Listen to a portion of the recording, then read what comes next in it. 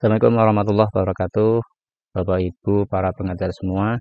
Berikut saya tampilkan aplikasi nilai mapel untuk versi yang terbaru, di mana di dalamnya memuat penilaian P5. Dan bagi Bapak Ibu ataupun sekolah yang sudah menggunakan aplikasi dari kami, nanti bisa upgrade ke versi yang terbaru ini dengan cara menghubungi nomor WA kami. Nanti akan kami sampaikan penjelasannya. Oke, di sini akan saya jelaskan cara membuat nilai P5. Nah, untuk aplikasi nilai mapel ini digunakan oleh guru yang ditunjuk untuk membuat penilaian P5. Untuk SMK ataupun SMA kelas 1 setidaknya ada 3 proyek yang harus dilaksanakan di tingkat 10 dalam 1 tahun ya. Kelas 2 atau kelas 11 ada paling tidak ada 2 proyek yang harus dilaksanakan, dan kelas 3-nya atau kelas 12-nya ada 1 proyek. Di sini saya buat penilaiannya terpisah dengan rapotnya, tujuannya agar nanti pada saat membuat nilai ini tidak saling menunggu. Artinya kalau misalkan ada 3 proyek, proyek 1, proyek 2, dan proyek 3, penilaiannya masing-masing berbeda orang, berbeda guru, maka jika dibuat dalam satu file untuk rapot dan nilainya, ini akhirnya saling harus bergantian. Nah, karena dibuat dalam satu rapot. Maka di sini saya buat terpisah. Nah, nanti hasil dari pengisian nilai pada aplikasi nilai mapel ini nanti akan kita serahkan ke wali kelas, sehingga nanti wali kelas yang menggabungkan dari 3 nilai proyek itu dalam satu rapot. Oke, kita mulai. Untuk pembuatan nilai P5, kita klik pada input nilai P5. Nah, di sini akan diperlihatkan pengisian pemilihan dimensi dan sub elemen ya, dimensi, elemen, dan sub elemen serta judul proyeknya. Ya, yang pertama di sini kita tentukan dulu tingkatnya. Kita akan membuat nilai P5 pada tingkat berapa. Kemudian kita tuliskan judul proyeknya atau nama proyeknya. Di bawahnya nanti ada deskripsi proyek ya, deskripsi singkat. Bagi Bapak Ibu yang bingung dengan deskripsi ini, nanti bisa mengklik tombol contoh. Nanti akan ada contoh yang saya ambil dari panduan ya, buku panduan P5 ya, yang dibuat oleh Dikbud. Kemudian kalau sudah melihat contohnya, kita bisa kembali ke halaman sebelumnya. Setelah ini diisi ya, deskripsi proyek ya, kemudian kita tentukan. Nah, pada dimensi di sini saya sediakan 3 dimensi ya untuk satu proyek. Nah, jadi nanti Bapak Ibu bisa menentukan. Di sini tidak perlu mengetik, cukup memilih saja mana dari 6 dimensi ini. Oh ya, sebelum kita menggunakan ini ya, jangan lupa untuk mengklik tombol hapus ya, untuk memastikan bahwa pada aplikasi ini semuanya untuk pemilihan dimensi dan sub elemen semuanya dalam keadaan kosong. Manakala kita menggunakan aplikasi ini hasil kopi dari penggunaan kelas sebelumnya. Nah, jadi sebelum kita mengisi, kita klik dulu hapus ya. Kita hapus, kemudian nah ini sudah hilang semua. Kemudian baru kita lakukan pemilihan untuk dimensi yang pertama. Misalkan dimensi kebinekaan. Saya pilih yang pertama ini, kemudian kita pilih sub elemennya. Kita klik di sini. Nah, untuk pemilihan sub elemen di sini Bapak Ibu cukup menuliskan angka 1 pada kolom pilih ya. Dengan ketentuan demikian. Ya, ini bisa dibaca untuk dimensi 1 maksimal 5 sub elemen. Ini sesuai dengan banyaknya kolom yang kami sediakan. Kemudian dimensi 2 juga sama, maksimal 5 sub elemen, dimensi 3 maksimal 4 sub elemen. Tetapi Bapak Ibu bisa tidak harus 5 ya. Ini kalimat maksimal artinya kalau misalkan kurang dari 5 pun tidak masalah ya. Nah, kita misalkan di sini kita pilih dari sekian sub elemen, kita pilih 5. Nah, cukup mengetikkan angka 1 yang kita pilih. Nah, kemudian ini akan kita pilih kita ketik di sini angka 1, kemudian ini. Nah, setelah Bapak Ibu memilih, di sini ada kontrol pemilihan subelemen ya, yang berwarna kuning ini bahwa Bapak Ibu sudah memilih berapa subelemen. Ini ada keterangannya. Ini subelemen yang Anda pilih kurang dari 5, berarti masih di bawah 5. Kalau misalkan mau dibuat 5, ya tinggal kita pilih satu lagi. Oke. Nah, ini kalimatnya sudah 5. Ya, ini berarti sudah maksimal. Kalau sudah, kemudian kita kembali. Oke, ini dimensi yang pertama sudah, kemudian dimensi yang kedua bergotong royong. Nah, misalkan seperti ini. Nah, di sini misalkan saya hanya mengambil 3, kemudian kembali. Nah, di sini nanti akan dimunculkan subelemen yang kita pilih. Kemudian di sini untuk yang ketiga ini sedikit berbeda dengan pemilihan dimensi pertama dan kedua.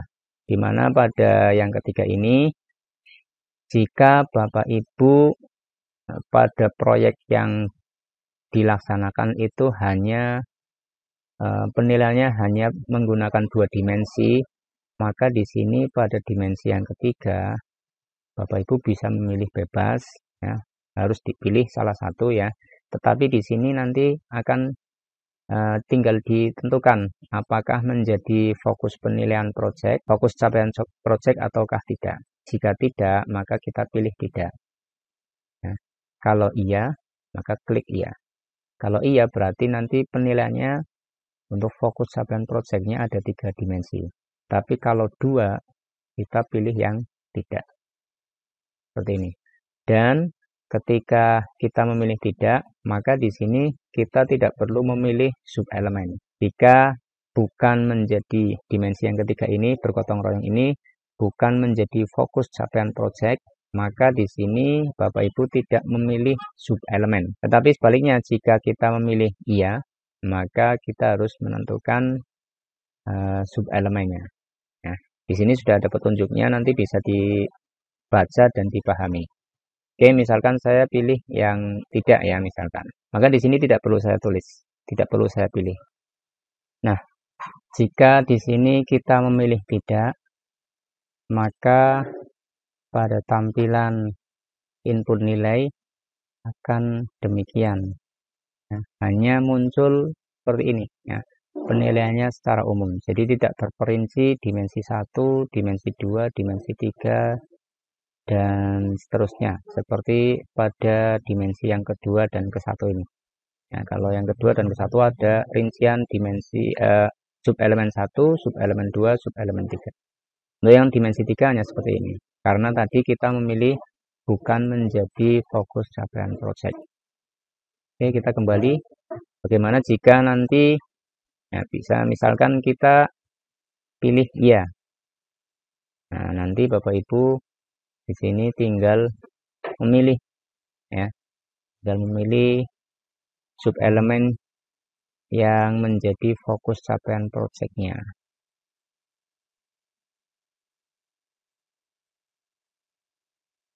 Nah, kita kembali.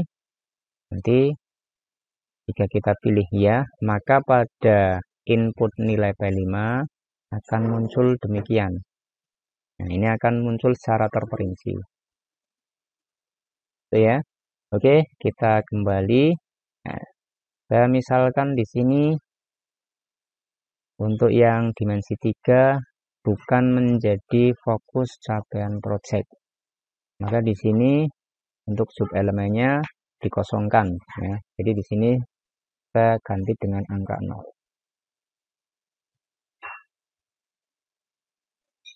Oke, ini sudah tidak ada. Kita lanjutkan. Oh ya, di sini jika Bapak Ibu ingin melihat secara lengkap daftar dimensi 1 sampai 6 elemennya dan subelemennya, bisa klik yang berwarna hijau ini. Nah, nanti di sini akan diperlihatkan dari yang pertama sampai yang terakhir. Ini jika Bapak Ibu ingin melihat secara menyeluruh ya, dari elemen dimensi 1 sampai dimensi 6. khususnya untuk yang SMK dan SMP ya. Ini yang saya tunjukkan adalah yang SMK ataupun SMA. Nanti yang SMP ada sendiri.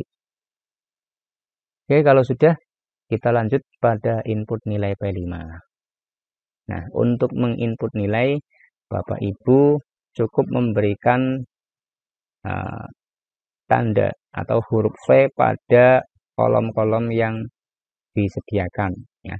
Di sini ada keterangannya, BB itu belum berkembang, MB mulai berkembang, dan seterusnya. Huruf V ya, huruf V pada kolom yang sesuai. Dan jangan lupa sebelum kita mengisi, kita hapus dulu data yang mungkin tersimpan. Bila mana file ini hasil copy dari penggunaan file sebelumnya, maka kita klik tombol hapus nilai.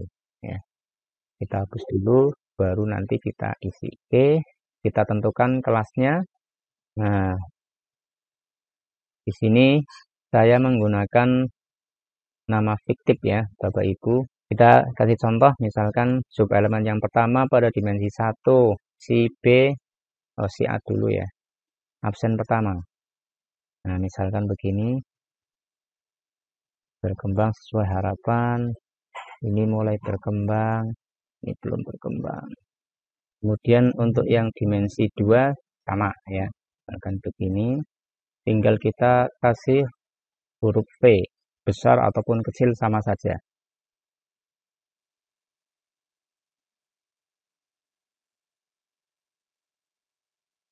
Nah, ini untuk contoh saja, saya input hanya 2 anak.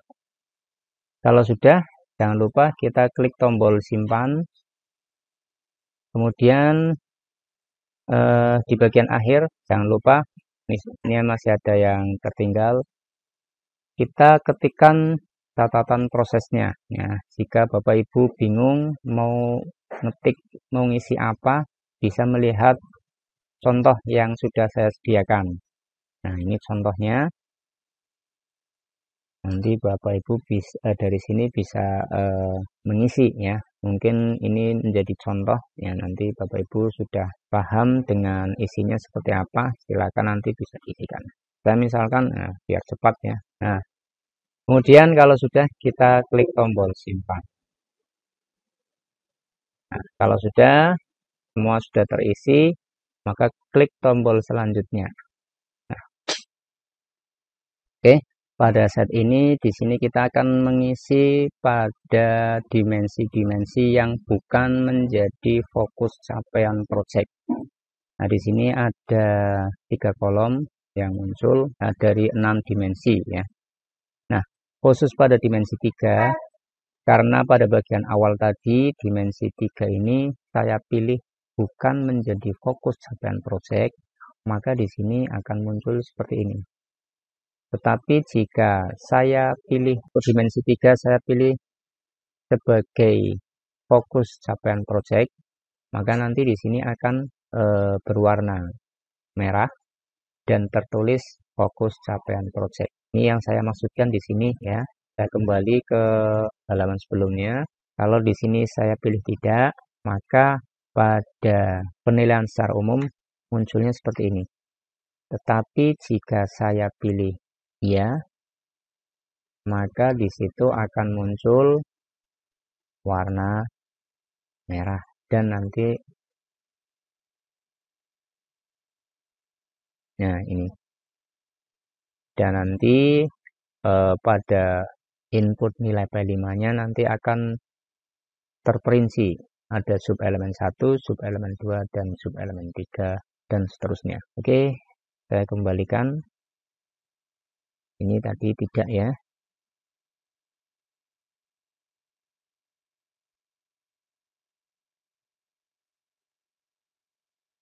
Nah, untuk pengisian yang bukan menjadi fokus capaian proyek, bagi Bapak Ibu yang belum paham seperti apa, nanti bisa melihat contoh yang saya ambil dari buku panduan P5 ya. Kita klik di sini. Nah, nanti yang bukan menjadi fokus capaian proyek pada penilaian secara umum itu akan seperti ini ya. Untuk yang menjadi fokus capaian proyek, untuk kotaknya atau backgroundnya akan berwarna sedikit gelap, silver ya. Sementara yang bukan menjadi fokus capaian project akan berwarna putih. Ya, ini yang lebih besar. Nah, ini dimensi pertama dan kedua ini menjadi fokus capaian project, maka warnanya bagian belakangnya itu gelap. Sementara yang bukan ini putih. Nah, ini nanti pada bagian yang tadi kita memilih, kita mengisi penilaian yang ini, yang bukan menjadi fokus capaian project.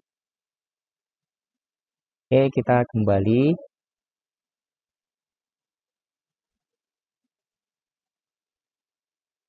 Jangan lupa sebelum menggunakan, pastikan tabel yang akan kita isi itu bersih, sudah bersih ya, dari penggunaan sebelumnya.